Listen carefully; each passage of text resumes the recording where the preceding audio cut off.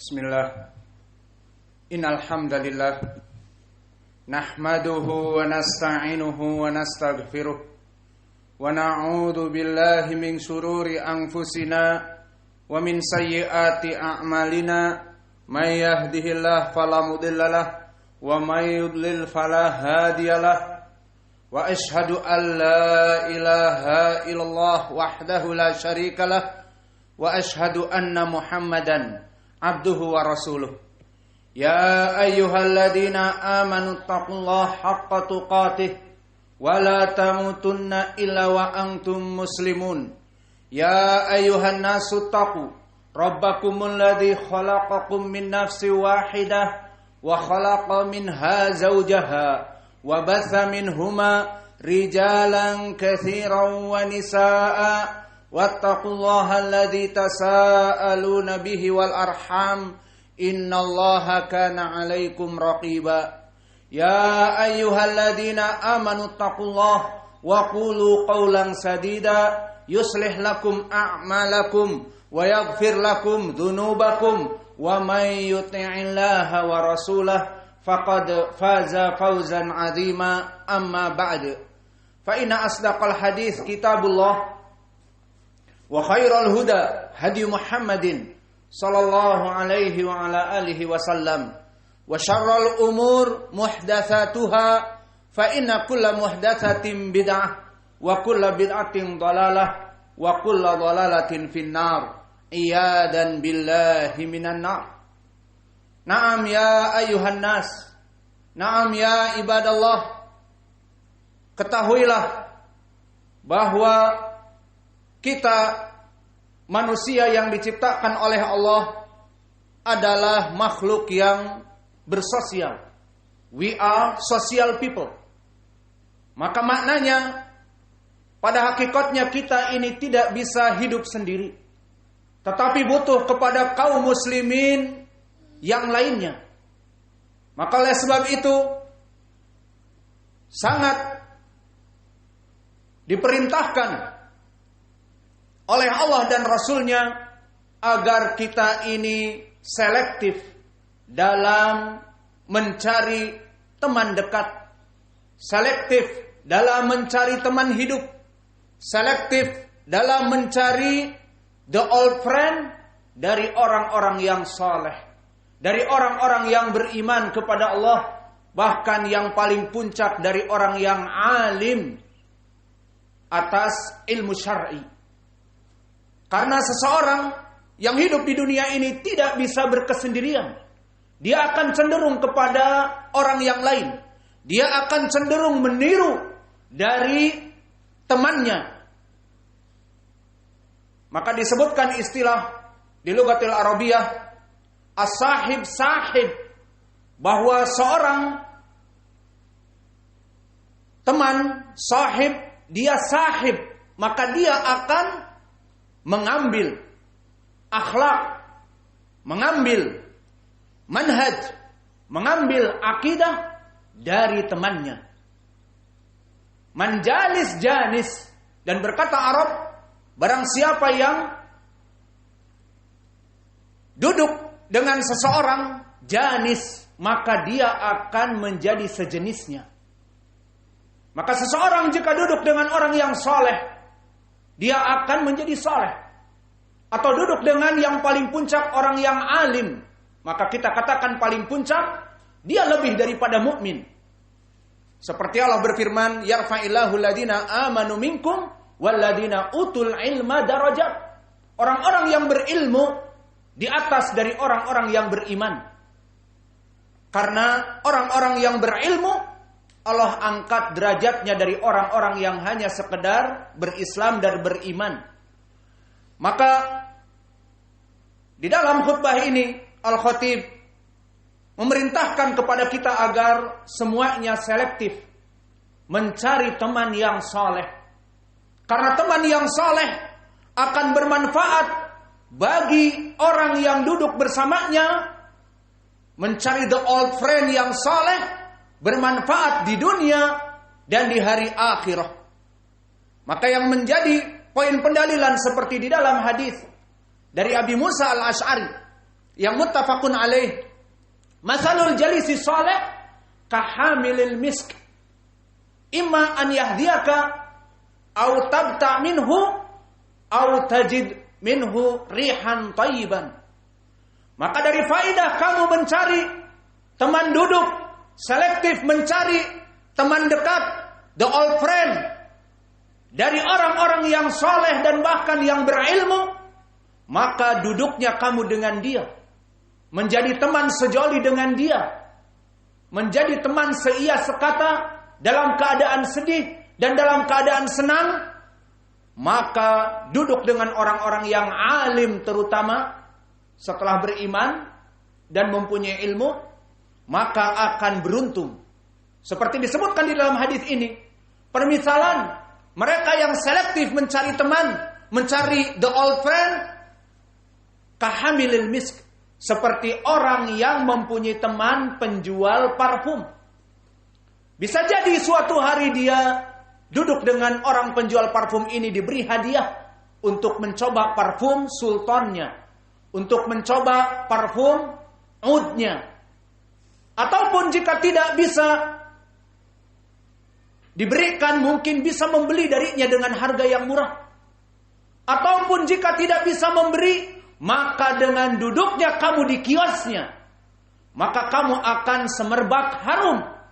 Dan jika kamu keluar pun, baju kamu akan menjadi harum dan badanmu akan tercium harum dari Diadora, dari Casablanca, dari Casanova, dari parfum-parfum misk dan yang lainnya, dikarenakan permisalan orang-orang yang selektif mencari teman dengan duduk bersama orang-orang yang mukminin, as-salihin, al-alim, ulama, maka bagaikan orang-orang yang duduk dengan orang-orang yang menjual parfum, tidak ada keburukan padanya.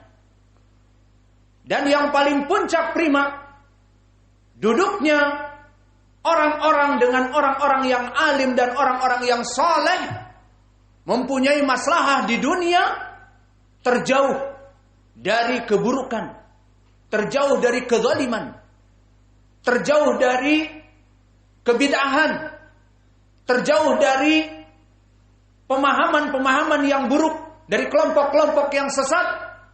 Maka dengan duduknya dengan orang soleh, dia akan mendapatkan ilmu yang bermanfaat, terjauh dari bid'ah, terjauh dari kesyirikan. Dan selain itu, kami titik beratkan di sini adalah duduknya kita dengan orang-orang yang soleh, orang-orang yang alim, diharapkan kita mendapatkan asy-syafa'ah dari mereka. Apa itu syafa'ah? Asy-syafa'ah didefinisikan oleh para ulama lugatan dan urfan dan istilahan. Kami akan memberikan dari 3 definisi.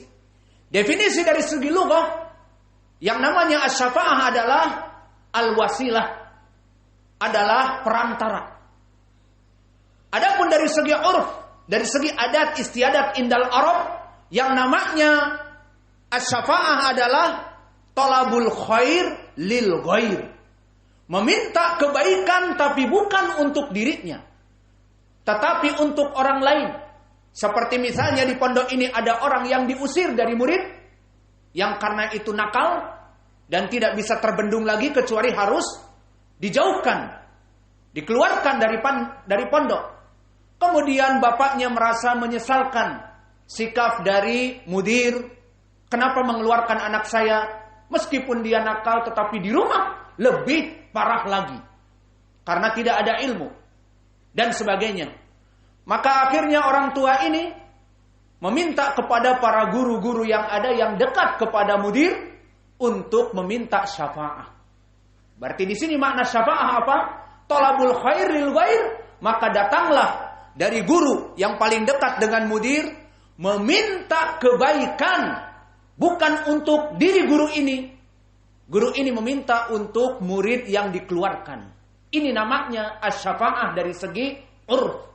Maknanya talabul khair lil ghair, meminta kebaikan untuk orang lain bukan untuk dirinya. Maka guru ini meminta kepada mudir agar anak yang nakal tadi please dikembalikan. Maka meminta bukan untuk dirinya sang guru ini, tetapi untuk murid yang nakal, untuk orang lain. Adapun dari segi istilah di ilmil aqidah, makna asy-syafa'ah at-talab minallahi jalla wa ala at-tajawuz anil atham wa dzunub. Permintaan kepada Allah untuk selain dirinya, di mana Allah memaafkan dan Allah meridhokan dari dosa-dosa yang berhak kepada seorang hamba untuk diadab dan diiqab. Ini syafaat maknanya.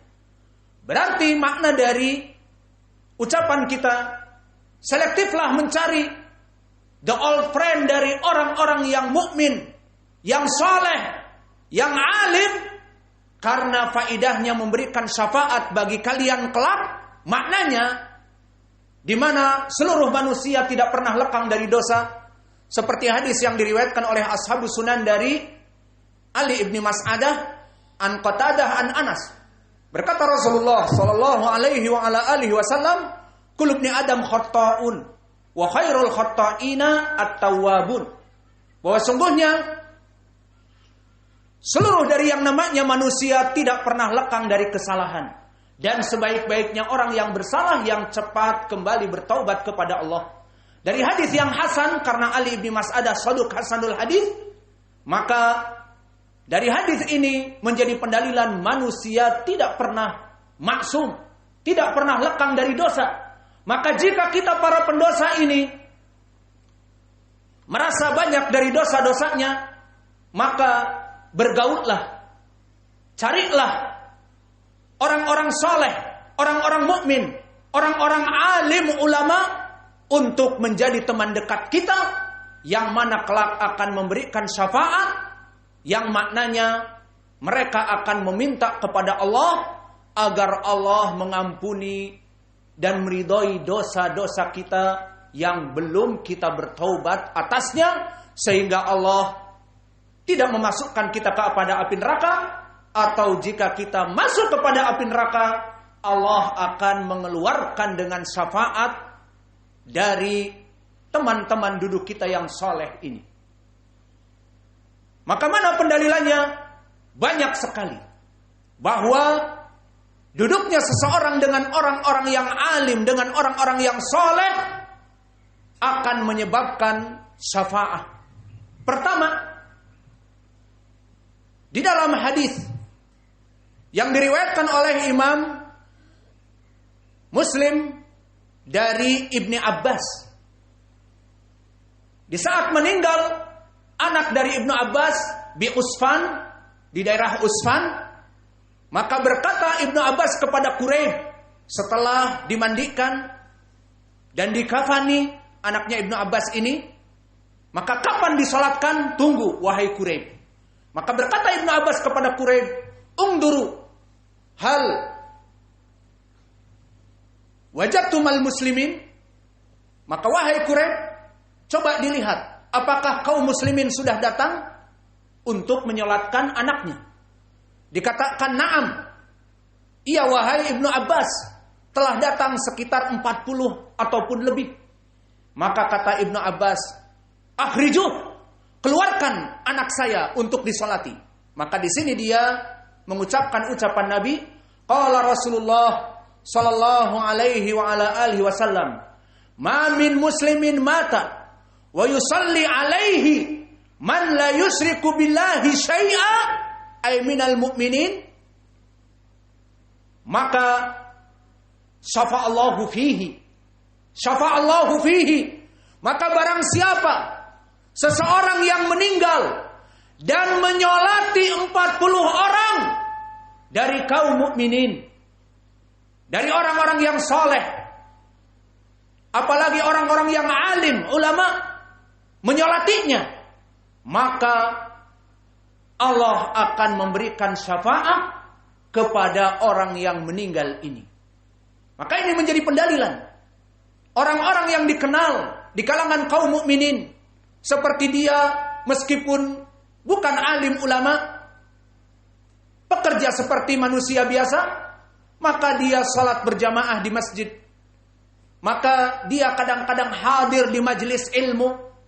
Maka di saat meninggal, orang-orang merasa kehilangan. Mana si fulan pemuda yang bekerja yang setiap sore ikut salat maghrib berjamaah dan isya dan hadir di majelis kami. Oh, telah meninggal. Kalau begitu mari kita mensalitinya.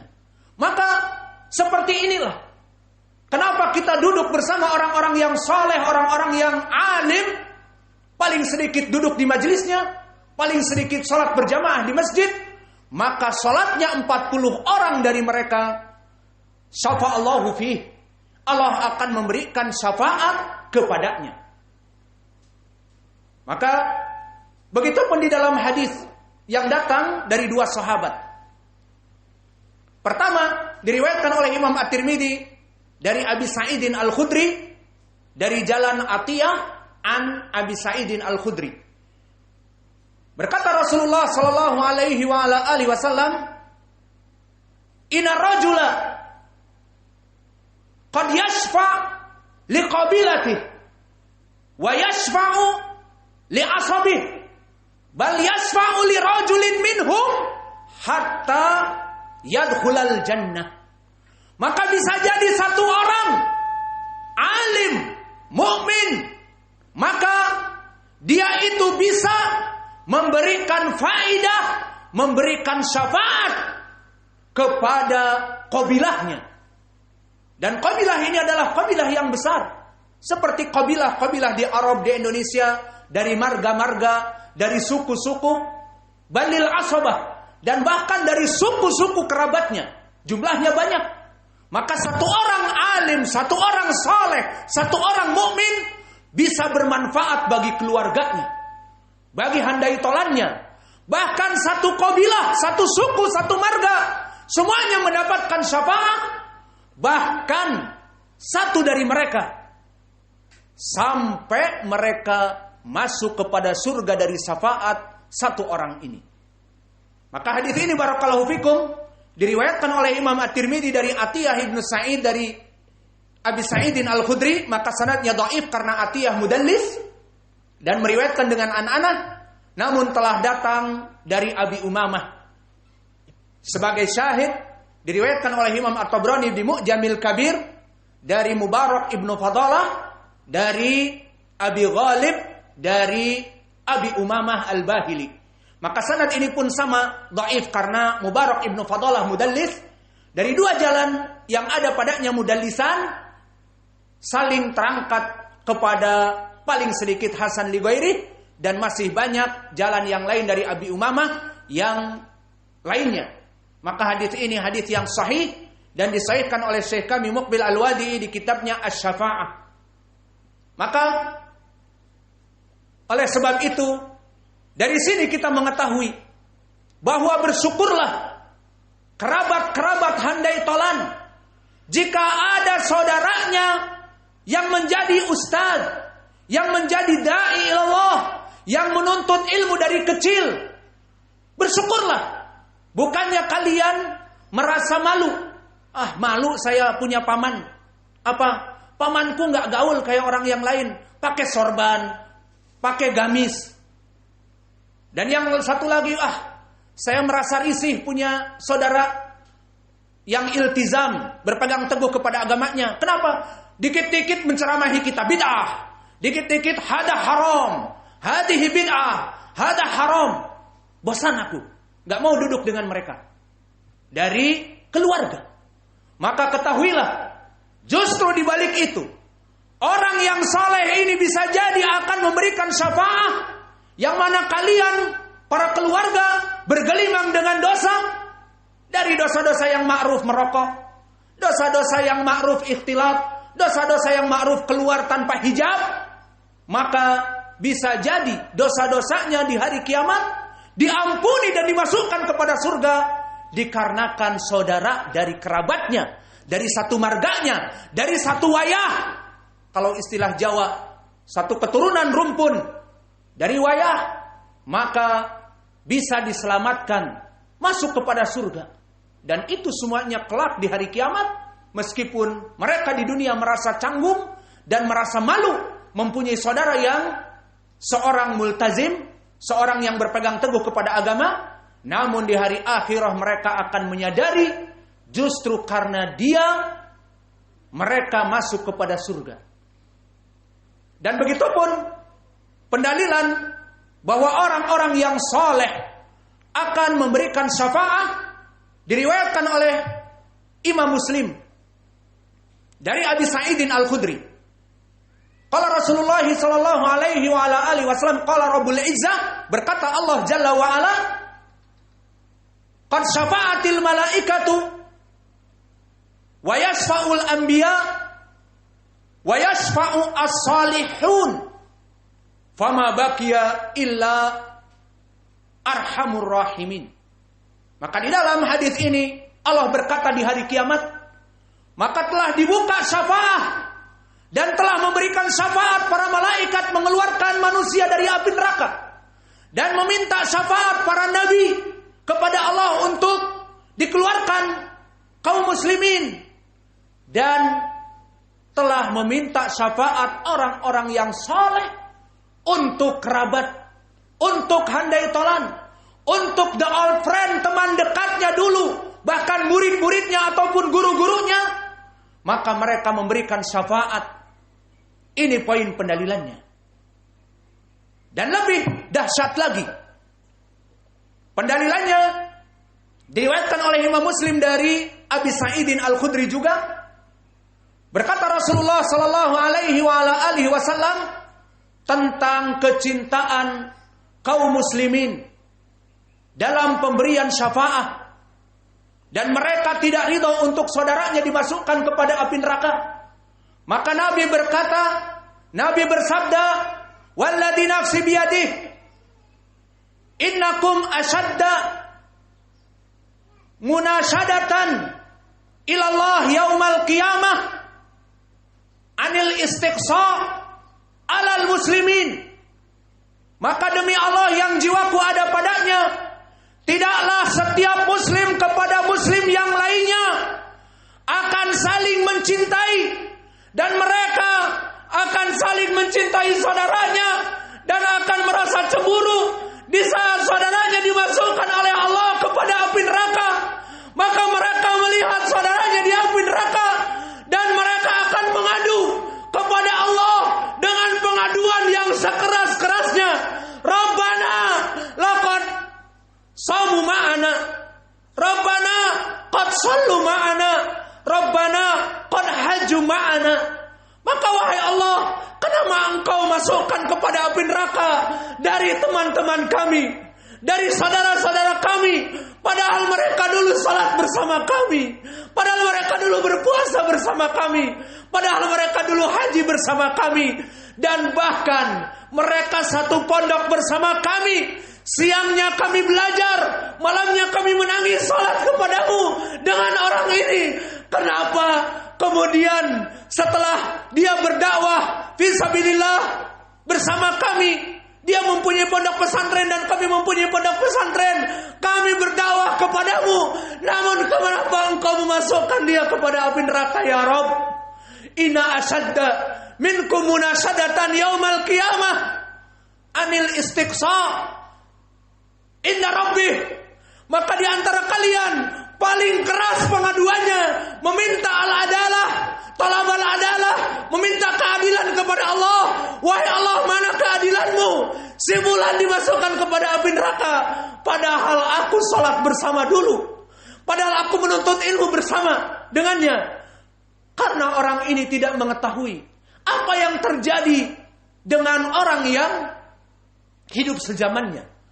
Mungkin bisa jadi dia melaksanakan amalan-amalan dan dibalik itu melaksanakan dosa-dosa yang besar yang belum taubat atasnya. Namun syahidnya di sini, maka orang ini mengatakan kepada Allah, meminta keadilan, dan Allah Jalla wa Ala laisa bidzalamin lil abid, tidak akan pernah mendolimi hambanya. Faqala Rabbul Izzah, akhrijuh, man araftumuh, maka keluarkan oleh kalian dengan syafaat kalian dari sahabat-sahabat kalian, kerabat-kerabat kalian yang kalian dulu di dunia mengetahuinya. Maka disebutkan di dalam hadis, fa kaifa araftumuhum, bagaimana kalian mengetahui mereka? Fa inallaha hurima ala wujuhihim minan nar, maka Allah akan memasukkan kaum mukminin, kaum muslimin min ahlil kabair, idza kana Allah lam yarda, fala budda bi ihraqi minan nar, fala budda bi dukhulin minan nar, maka harus diadab dahulu di api neraka, sementara maka dia akan masuk api neraka. Namun bagaimana saudaranya, teman kentalnya, the old friend akan memberikan syafaat, mengetahui dari mana? Fa innallaha lam yuhrik wujuhal mu'minin. Maka di sini poinnya, Allah tidak akan pernah membakar orang-orang muslimin karena dosa-dosanya yang masuk kepada api neraka. Never ever, tidak akan pernah. Maka disebutkan fa akhrajuh, maka orang yang soleh ini mengeluarkan dari kerabatnya, dari handai tolannya, minal qabail wa min ahabbinas indahu, dari teman sejoliknya, teman kentalnya, the old friend. Kenapa bisa dikeluarkan? Li'anan nar tablugu ila saqaihi au ila rukbatayhi faqat. Karena api neraka hanya melahap dari setengah betis saja ataupun sampai kepada lututnya. Maka orang ini mengeluarkan, ya Rabbana hadihi haula. Maka Allah yang maha pengasih lagi maha penyayang, irji'u ilan nar fa akhrijuhum man araftum. Maka kalau engkau ingin kembali kepada api neraka, lihat dari saudara-saudaramu yang bergelimpangan, terpuruk di api neraka, maka lihatlah dari mereka. Jika masih ada, maka keluarkanlah. Man kana mithqala dzarratin min iman, dari saudara-saudara dan teman-teman kamu yang mempunyai sebiji keimanan. Maka akhirnya dikeluarkan dan dikeluarkan. Maka ya ibadallah, inilah dari keutamaan orang-orang yang mempunyai saudara-saudara yang saleh. Orang-orang di dunia yang mempunyai teman, adik, kakak, bapak ataupun anak yang saleh, maka kelak akan memberikan syafaat di hari kiamat, di mana pada saat itu kita semuanya sangat membutuhkan dari syafaat, dari adab Allah Jalla wa Ala. Astagfirullah wa atubuh. Fastaghfiruh, innallaha ghafurun rahim.